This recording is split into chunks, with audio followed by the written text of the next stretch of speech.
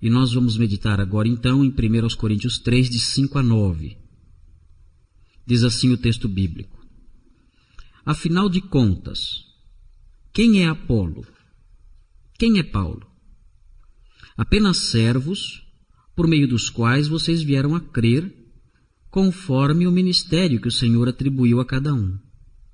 Eu plantei, Apolo regou, mas Deus é quem faz crescer.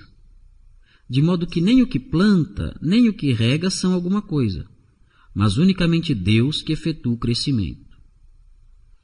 O que planta e o que rega têm um só propósito, e cada um será recompensado de acordo com o seu próprio trabalho. Pois nós somos cooperadores de Deus. Vocês são lavoura de Deus e edifício de Deus. Para que nós compreendamos esse texto corretamente, é necessário que nós não nos esqueçamos do local, no livro, na carta em que ele se encontra. É necessário que nós não nos esqueçamos o tema central, o motivo principal que faz Paulo escrever. Os irmãos sabem, nós já temos dito isso várias vezes enquanto estudamos os primeiros capítulos de 1 aos Coríntios, os irmãos sabem que o apóstolo Paulo trata nesses primeiros capítulos sobre um problema que havia na igreja, que era o mundanismo expresso, o mundanismo manifesto no gloriar-se em homens. Esse era um dos problemas da igreja de Corinto. A igreja estava dividida em grupos, e esses grupos que faziam oposição entre si, que se opunham entre si, eram grupos de pessoas que se gloriavam, que se orgulhavam por se intitularem seguidores deste ou daquele ministro de Deus. Existiam lá os que se gloriavam dizendo-se seguidores, dizendo-se partidários do apóstolo Pedro, outros dizendo-se partidários do apóstolo Paulo, outros dizendo-se partidários de Apolo, outros dizendo-se partidários de Cristo. E assim a igreja toda dividida, e essas pessoas se gloriando na sabedoria humana. Até mesmo os que se diziam partidários de Cristo, na verdade, revelavam com isso que não seguiam o Senhor Jesus Cristo de forma alguma. Haviam criado em sua mente, haviam imaginado em sua mente um Jesus deles. Um Jesus que se encaixava no padrão mundano deles. E diziam-se então seguidores desse Jesus aí. Não eram de fato seguidores do Senhor verdadeiro. E o apóstolo Paulo diz que isso, o gloriar-se em pessoas, o gloriar-se em homens, o orgulhar-se por causa de um nome específico, o apóstolo Paulo diz que isso é carnalidade. O apóstolo Paulo diz que isso é mundanismo, porque isso reflete a admiração pela sabedoria humana. E então o apóstolo Paulo desenvolve todo o seu tema, dizendo, olha, a sabedoria humana é loucura. A sabedoria humana não vale nada. Esses sábios, segundo o mundo, que vocês querem ter também, esses sábios Deus considera loucos. O que interessa para o cristão é ter a sabedoria de Deus. E a sabedoria de Deus consiste em conhecer Cristo. E esse crucificado, é nisso que vocês devem se gloriar. É nisso que vocês devem, entre aspas, se orgulhar. Vocês devem se orgulhar e se gloriar pelo fato de conhecerem Cristo e esse Cristo crucificado, ou seja, conhecerem o valor da sua pessoa e o valor da sua obra.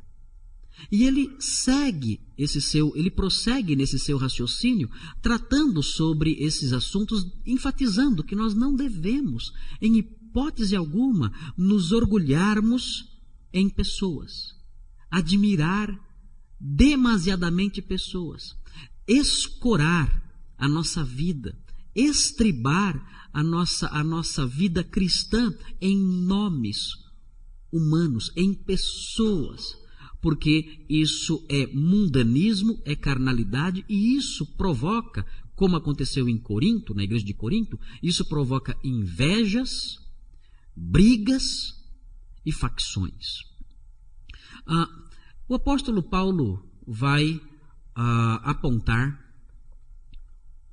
no seu texto uma verdade, uma mensagem central, que pode ser resumida nessa frase que está aqui na tela.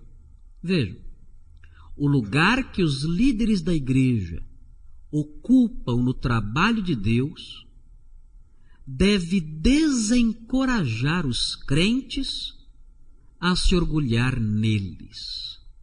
Por que será que algumas pessoas se orgulham em líderes humanos? Por que será que algumas pessoas se gloriam por terem este como pastor, este como mestre, ou aquele outro como seu guia espiritual? Por que será que as pessoas fazem isso? As pessoas fazem isso porque elas não compreenderam ainda qual é o lugar que o servo de Deus, que o ministro de Deus ocupa no trabalho.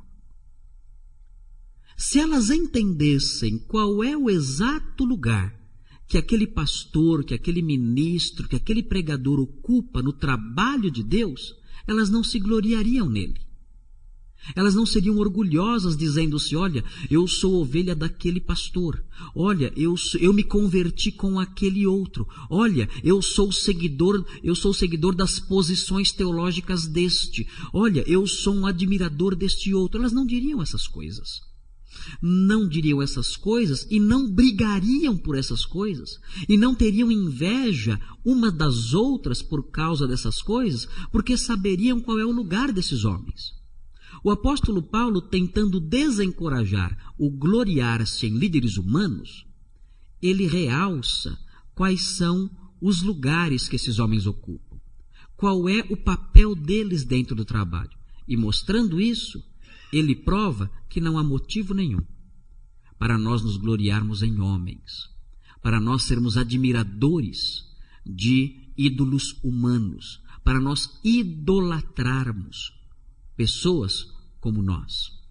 O apóstolo Paulo vai mostrar 3 limitações dos ministros de Deus. E enquanto ele estiver mostrando essas 3 limitações, ele tem por propósito desencorajar a admiração desses homens. Nós podemos gostar de um pastor, nós podemos respeitá-lo e tê-lo como alguém especial na nossa vida, mas nós não podemos colocá-lo no lugar de Deus, de mestre, de Senhor. Não podemos enxergá-lo como a fonte do poder, como a fonte da sabedoria, como representante de Deus na terra. Não, isso não existe.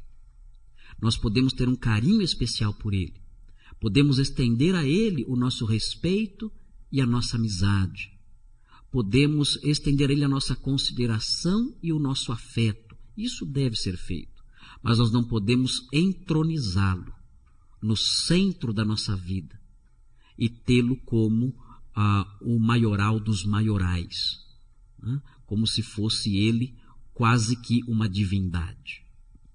Vejam as 3 limitações dos ministros de Deus. Temos a primeira delas aqui. Os ministros de Deus não têm o poder de produzir resultados. No trabalho de Deus, meus irmãos, o funcionamento das coisas, o sucesso das coisas, não acontece porque o ministro de Deus é capaz. Não acontece porque o ministro de Deus tem um poder especial nele. As pessoas não se convertem porque este pastor ou aquele pastor tem uma habilidade especial, tem uma estratégia sobrenatural, tem um plano, uma forma de agir que induz as pessoas ao evangelho e de modo que garante automaticamente o sucesso da obra. Não. Tanto que nós olhamos para as pessoas que Deus escolhe na Bíblia e vemos que eram pessoas comuns. As pessoas que Deus escolheu na Bíblia para serem homens dele, instrumentos dele, eram pessoas comuns. Pessoas normais como eu, como você, que tinham suas atividades, que tinham suas funções, que tinham seus trabalhos, como pescadores, como lavradores, como pessoas do campo cuidando dos seus rebanhos. Essas pessoas, Deus tomou essas pessoas e resolveu usá-las. Elas não tinham uma capacidade especial nelas. Elas não tinham um poder especial nelas. Elas não compartilhavam de uma divindade ali escondida e Deus então disse, eu preciso usar essa pessoa porque essa pessoa realmente é uma peça fundamental. Sem ela, o que eu posso fazer? Não, isso não existe. A Bíblia coloca os ministros de Deus num lugar bem inferior ao que eles são colocados por nós muitas vezes. O apóstolo Paulo mostra que os ministros de Deus, eles não têm poder para produzir resultados no trabalho. Vejam o versículo 5. Afinal de contas, quem é Apolo? Quem é Paulo? O apóstolo Paulo está com essas perguntas retóricas, trabalhando para reduzir a posição que aqueles homens tinham na mente dos crentes de Corinto. Quem são esses homens, diz ele? Ele fala de si mesmo. Quem vocês pensam que eu sou? Vocês pensam que eu sou um grande sábio, um grande mestre, um semideus? Quem vocês pensam que eu sou? Quem vocês pensam que Apolo é? Com essas perguntas, Paulo quer reduzir na mente dos seus leitores a posição que esses homens ocupavam, como se fossem deuses. E ele continua, são apenas servos, por meio dos quais vocês vieram a crer, conforme o ministério que o Senhor atribuiu a cada um. Vejam, ele está dizendo, esses homens são apenas instrumentos. Eles não são a fonte do poder. Eles não são a fonte da fé que vocês têm. Não foram eles que produziram em vocês a fé que agora vocês têm. Não foram eles que criaram no coração de vocês a fé salvadora que transformou sua vida. Não. Eles são apenas instrumentos. Somente instrumentos que Deus decidiu escolher. E vejam, ele continua. Eu plantei. Aqui a figura é de alguém trabalhando no campo, de um lavrador. E ele diz, eu plantei, Apolo regou. Vejam, se um lavrador trabalha, ele planta, o outro vem e rega, e o processo termina aí. Qual é o sucesso desse trabalho? Sucesso, nota 0. Ele está dizendo, olha, eu plantei. É difícil plantar? Dizem os lavradores que é difícil. É um trabalho árduo, envolve suor, envolve levantar pela manhã, de madrugada, aproveitar bem o dia, cuidar de cada mudinha que está lá, preparar a terra, né? Contar com diversos fatores, né? Toda aquela expectativa, tempo, dinheiro ali empregado, esforço, suor. Tudo isso deve ser feito.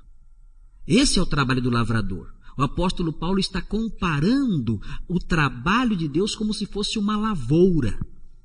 E ele fala, eu plantei, Apolo regou, mas Deus é quem faz crescer. Ele está dizendo, não é quem planta que faz a arvorezinha, a plantinha surgir. Não. É o milagre de Deus que faz isso. Se Deus não agir, haveria plantas? Não. Se Deus não agisse, haveria crescimento? Não. Sem a atuação de Deus, o trabalho de quem planta e o trabalho de quem rega é inútil, não vale nada, não produz nada, é perda de tempo. Paulo está mostrando isso para eles. Gente, vocês não percebem que o nosso lugar é um lugar bem abaixo daquele que vocês têm nos colocado? Se Deus não tivesse abençoado o nosso trabalho, se Deus não tivesse feito chover aí no coraçãozinho de vocês que nós semeamos, se Ele não tivesse feito isso, o nosso trabalho não teria tido resultado nenhum, porque nós não temos o poder de fazer uma planta crescer. Isso é impossível para nós. E ele prossegue dizendo agora, de modo ainda mais enfático, de modo que nem o que planta, nem o que rega são alguma coisa. Parem de se gloriar em nós. Nós não somos nada. E ele segue, mas unicamente Deus que efetua o crescimento. É nele que vocês devem se gloriar. O sucesso do trabalho de Deus não está na habilidade de um pastor.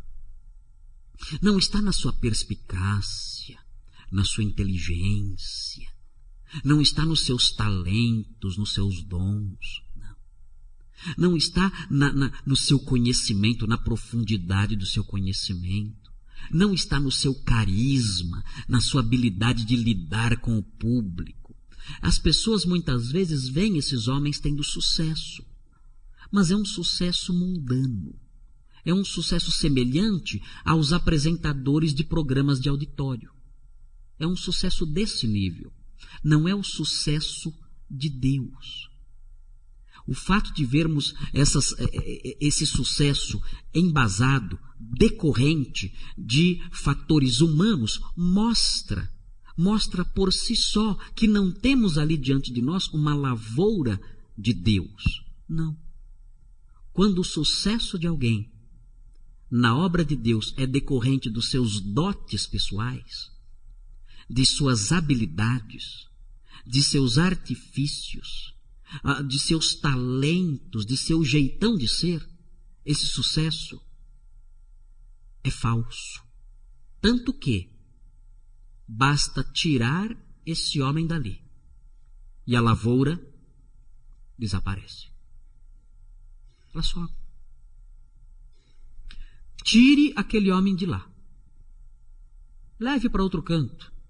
Ou que Deus o leve, talvez. Ou que ele se aposente. O que acontece com a lavoura? Acaba. Por quê? Porque era uma lavoura que havia surgido como resultado de dotes humanos, de talentos humanos. Não é esse o trabalho de Deus. O trabalho de Deus não cresce em virtude disso, não cresce por conta disso. O trabalho de Deus cresce porque Deus trabalha nos corações. Quem planta e quem rega não é nada. Não é absolutamente nada. São apenas instrumentos. É Deus quem faz crescer. Paulo lembra isso. Paulo fala sobre isso, querendo desencorajar o orgulhar-se nos líderes humanos, que era o problema, um dos problemas que havia em Corinto, a admiração demasiada, exacerbada de líderes humanos. Vamos ver o segundo. Segunda limitação. Os ministros de Deus que trabalham na sua obra não têm o direito de criar outras metas. Será que o pastor ou o ministro, ele é a autoridade? Ele é a autoridade na igreja ao ponto de limitar e apontar quais devem ser os rumos que a igreja, que a causa do mestre deve tomar? Será que ele chega na sua posição a esse ponto? Será que ele tem esse direito de apontar quais são os rumos e as metas da igreja, do povo de Deus, do trabalho de Deus?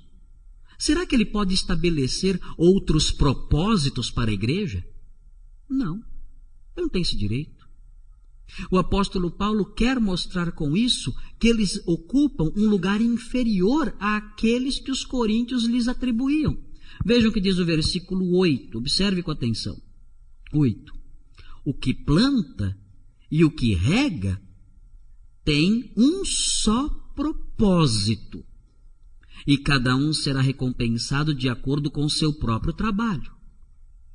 Eles vão receber recompensas? Vão receber recompensas, desde que realizem o seu trabalho com um só objetivo, com um só propósito. E que propósito é esse? Anunciar Cristo e este crucificado. Se os irmãos olharem 1 Coríntios 2:2, vejam aí na mesma página, está bem pertinho de você, aí, versículo 2 do capítulo 2. Veja o que diz.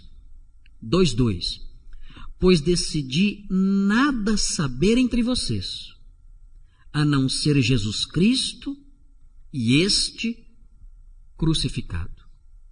Esse é o único propósito do ministro de Deus. Anunciar Jesus Cristo e Ele só. É muito curioso ver hoje em dia outras metas para as igrejas. Nós estamos vivendo dias estranhos, muito estranhos.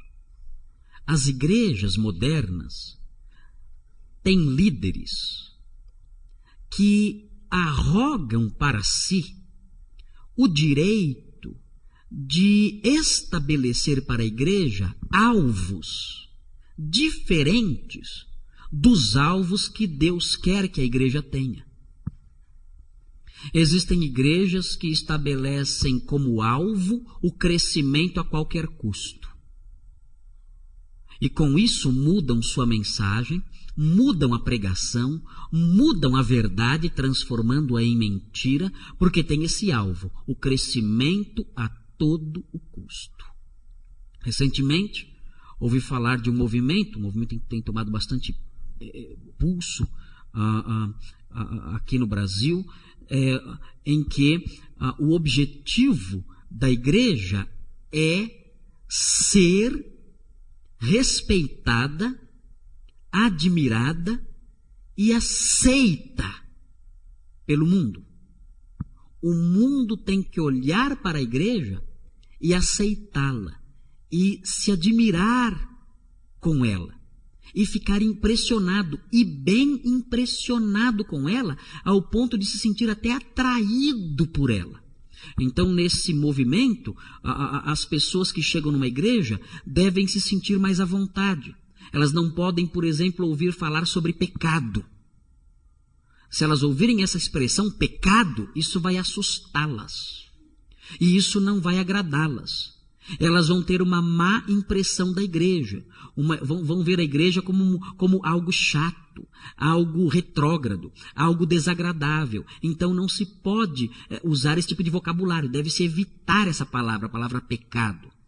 Elas não podem, por exemplo, você não pode, por exemplo, na igreja falar sobre inferno. Não faça isso.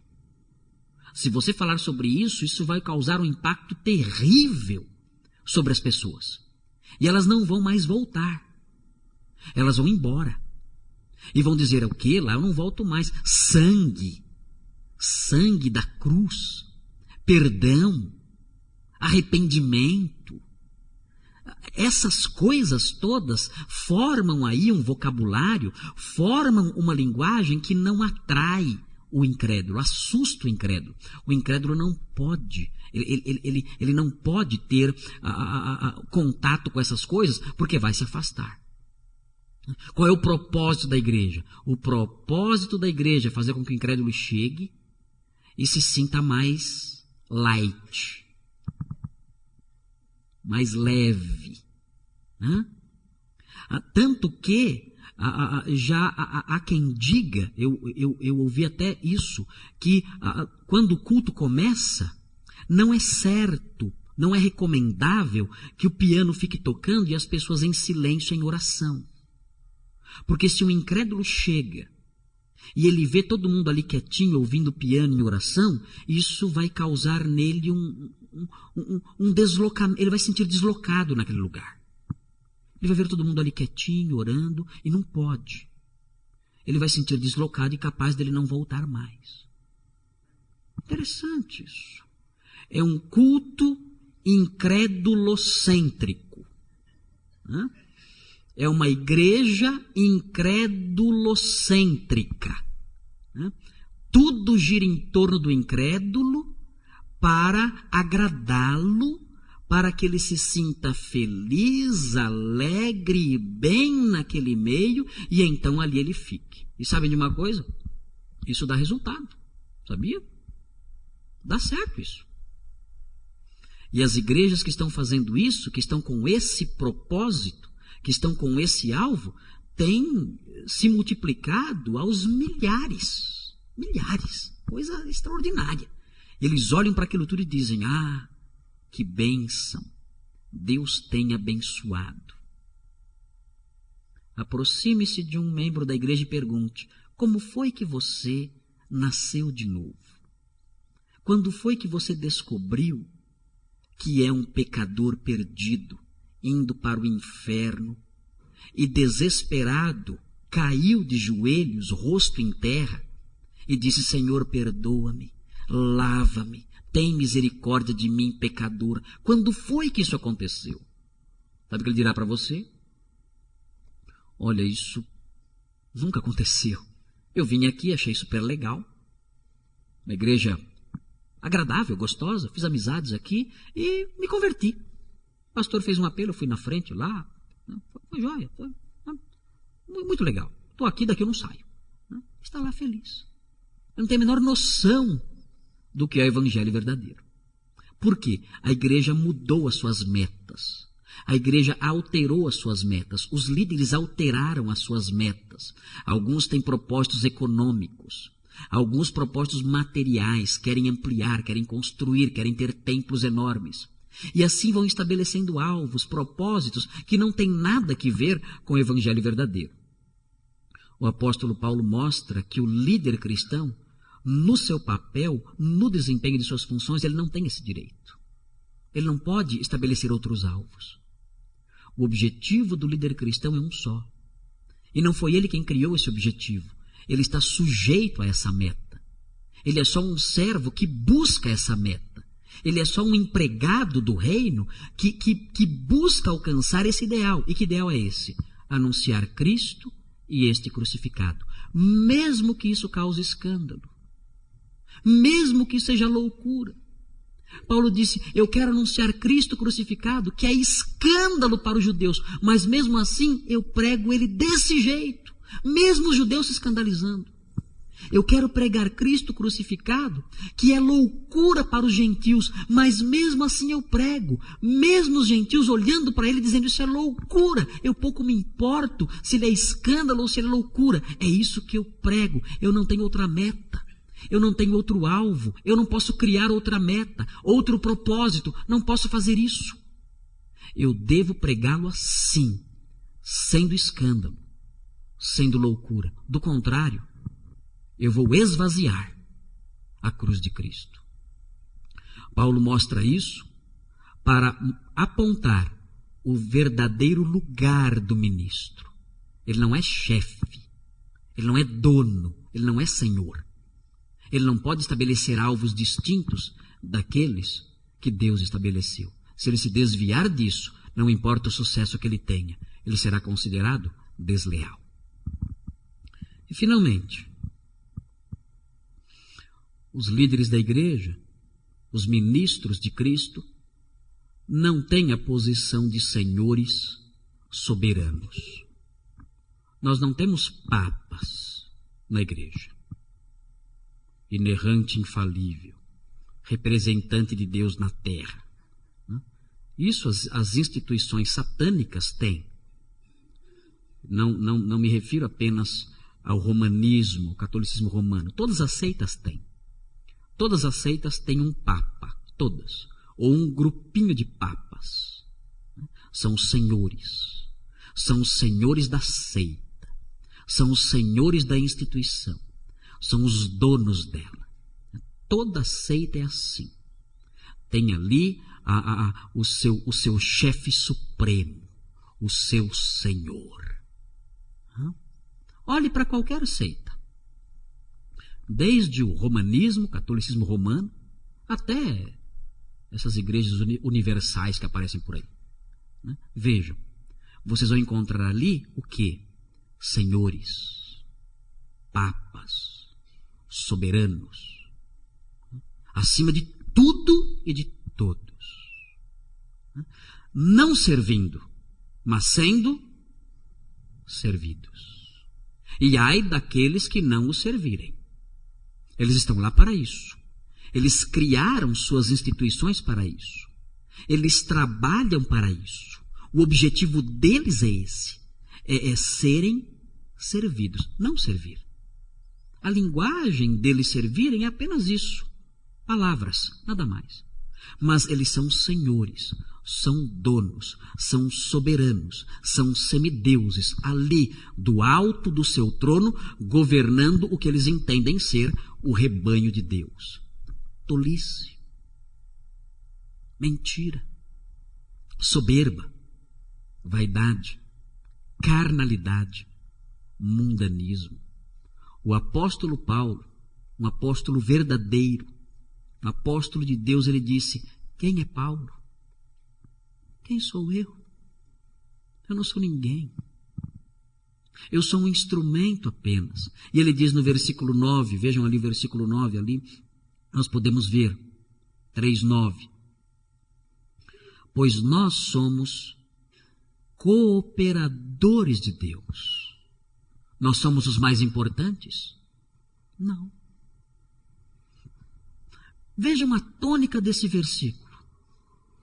Vejam se os irmãos conseguem captar a tônica desse versículo e vejam onde Paulo está colocando a importância maior aqui. Esse versículo pode ser dividido em dois. De um lado temos os cooperadores, de outro lado temos a igreja. De um lado temos os ministros, de outro lado temos o povo de Deus. Vejam, leiam o versículo e tentem captar o sentimento que ele transmite. O que é mais importante aqui de acordo com esse versículo? O que o apóstolo Paulo está atribuindo mais importância a quem nesse versículo? Vejam, nós somos cooperadores de Deus. Vocês são lavoura de Deus e edifício de Deus. A quem ele está atribuindo uma importância maior? A quem? Aos cooperadores ou à lavoura? A quem? A lavoura. O apóstolo Paulo está atribuindo uma importância maior à lavoura, que é quem? É a igreja, os irmãos, o povo de Deus. Nós somos apenas servos nessa lavoura. Os olhos de Deus estão fixados de modo especial, sabe aonde? Na lavoura. Deus valoriza mais e busca mais e realça mais a quem? A lavoura. Deus produz fruto aonde? Na lavoura. O trabalho de Deus se processa e cresce e se desenvolve e se amplia aonde? Na lavoura. O cuidado de Deus especial, a atenção especial de Deus está fixada aonde? Na lavoura. Pastor Marcos não é o menininho dos olhos de Deus. Não é. Não é. Ah, pensei que fosse. Não, mas não é não. Ah, mas não é pastor? Por isso mesmo. Por isso mesmo que ele não é. Ele não é a pupila de Deus, né? O ungidinho de Deus, né? Como alguns falam por aí, eu sou ungido do Senhor, né? Esqueça, isso é tolice. Não existe isso. Não existe na igreja cristã um clero elevado. Não existe na igreja cristã o alto clero, né? A elite espiritual. O clero consagrado, a elite dos pastores, dos ministros, dos homens de Deus. Isso não existe. Na palavra de Deus isso não existe. Na palavra de Deus, a atenção especial dele não está sobre um suposto clero. Isso não existe na Bíblia. A atenção especial de Deus está sobre a lavoura. É sobre a lavoura que a atenção de Deus está voltada. Os ministros são só cooperadores, nada além disso. Não tem nenhum status especial, não tem nenhuma prerrogativa especial, de modo que é uma grande tolice orgulhar-se neles, é uma grande tolice idolatrá-los, é uma grande tolice estribar a nossa firmeza na vida cristã neles. Eles são apenas servos, instrumentos e cooperadores, nada além disso. Vamos ver as aplicações disso. Em primeiro lugar, pare de enaltecer pastores, vendo-os como fontes de poder. Eles são apenas instrumentos que não devem ser enaltecidos. Em João 3,30, João Batista diz: é necessário que ele cresça e que eu diminua. O instrumento é isso, ele tem que desaparecer. A glória é só de Deus. Nós não podemos enaltecer pastores. Não faça isso. Você tem esse costume? Pare de fazer. Isso não está certo. Tem que parar. Ah, você tem o pastor que é seu ídolo? Ah, o pastor que me batizou. Ah, que ídolo maravilhoso. Esqueça. Esqueça isso. Apague isso. Não é certo enaltecer pastores. Ah, se tal pastor pregasse, todo mundo ia se converter. Esqueça isso. Isso é tolice. Mentira. Isso não existe. Pastor não é nada. Quem é Paulo? Quem é Apolo? Apenas servos, nada mais. Segundo lugar, evite igrejas cuja liderança tenha alvos estranhos ao Evangelho. Eu coloquei 1 Coríntios 2,2 que nós já lemos. Paulo mostrando que o objetivo central deve ser Cristo crucificado. Grandeza, poder e aprovação do mundo são alvos comuns em muitas igrejas de hoje. Fuja delas.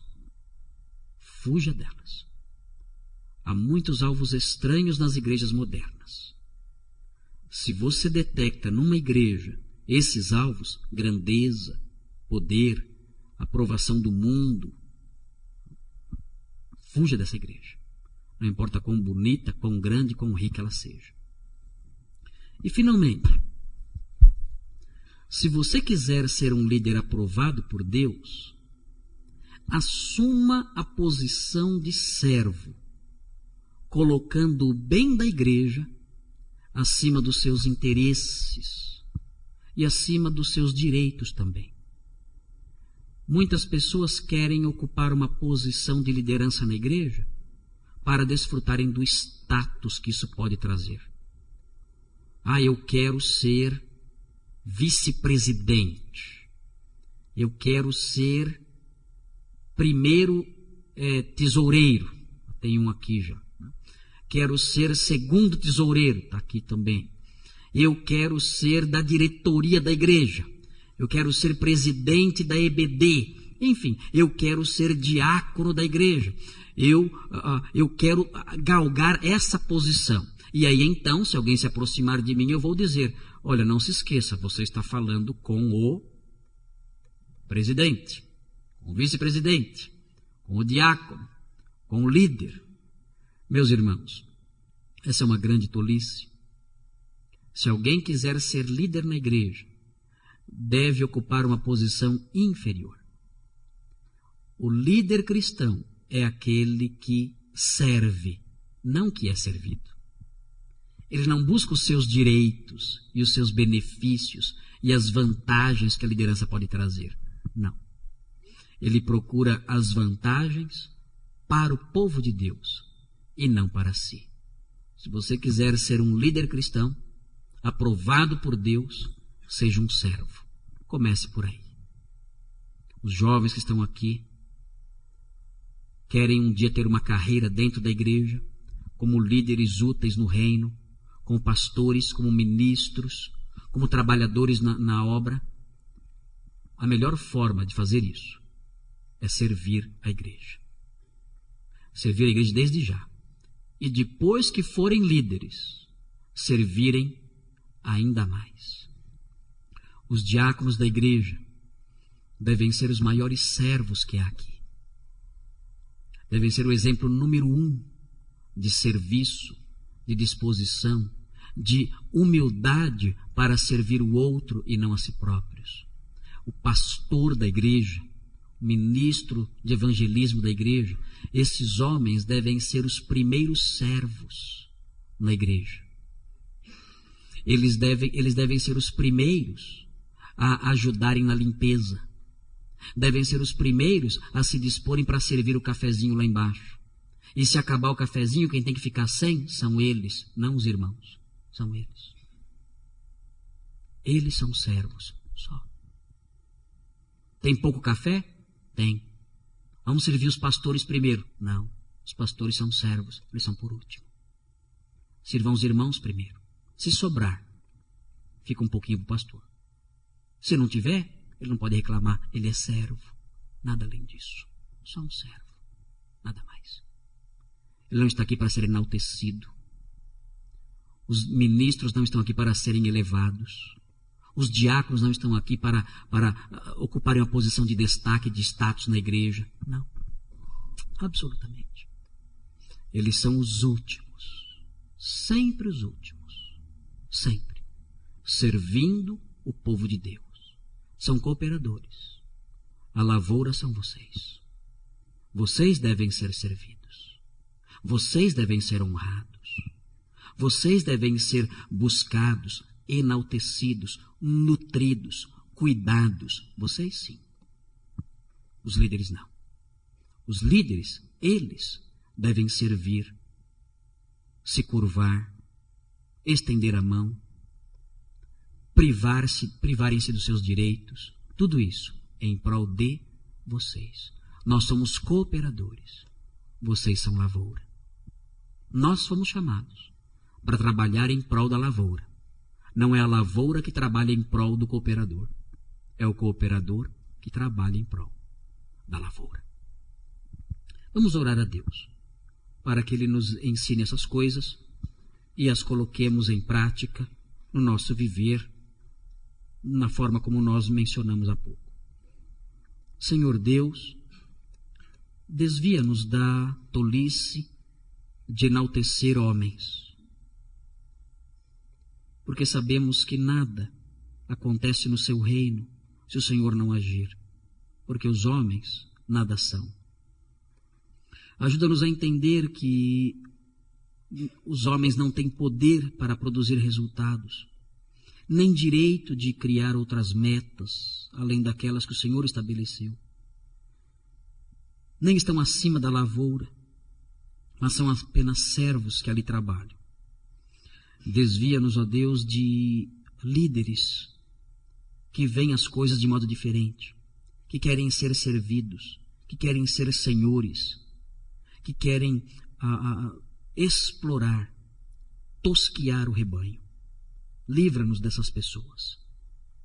E ajuda, ó Deus, para que em nossa igreja tenhamos pessoas que, desejando servir ao Senhor na liderança um dia, desde já desenvolvam no coração a atitude de servo, a atitude de quem quer servir e não ser servido. Quanto aos líderes que temos hoje, e eu me incluo no grupo deles, cria em nós essa disposição serviçal, humilde, buscando o bem da lavoura e não a vantagem pessoal. Pedimos isso em nome de Jesus. Amém.